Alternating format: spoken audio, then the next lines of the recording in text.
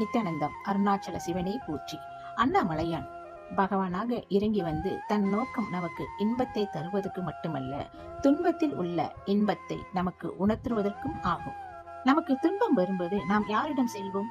நம் குருநாதரிடம் தான் செல்வோம், அல்லது அவரவர் இஷ்ட தெய்வத்திடம் தான் முறையிடுவார்கள். தாய்க்கு தன் செய்படும் துன்பத்தில் மீட்டெடுப்பது போல மாய உலகில் பீடிக்கப்பட்டிருக்கும் நமக்கு குருவாய் வந்து அருள் புரிபவர் குருநாதர். பகவான் ரமணரின் அக்ஷரமாலையை எழுதும் போது கண்கள் ஆறாத அன்பினால் கண்ணீரை சுரிந்தன, உள்ளம் உருகி நெகிழ்ந்தது. மனித குலத்திற்கு அண்ணாமலையான் அன்பை ஞான நூலாக கொடுத்துள்ளார். அத்தனை பெருமை வாய்ந்த அண்ணாமலை அருணாச்சலனை பற்றி நமது குருநாதர் பகவான் ஸ்ரீ நித்யானந்த பரமசிவம் அவர்கள் அருணாச்சல புராணத்தை பெரும் காவியமாக நம்மோடு பகிர உள்ளார்கள். கேளாதளிக்கும் கேடில் புகழை கேடு செய்யா வண்ணம் கொடுத்தருளும்படி வேண்டுகிறார். யார் ஒருவர் தன்னை நினைப்பவரின் அகந்தையை அருணாச்சலன் வேருடன் அறுப்பான் என்பது நம்பிக்கை.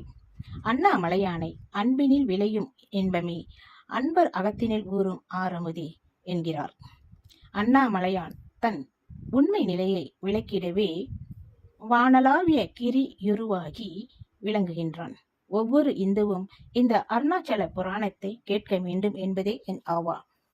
எதிர்வரும் 21 நவம்பரில் அருணாச்சல புராணம் 17 நாட்கள் நேரலை சிறப்பு சத்சங்கமாக மலர உள்ளது.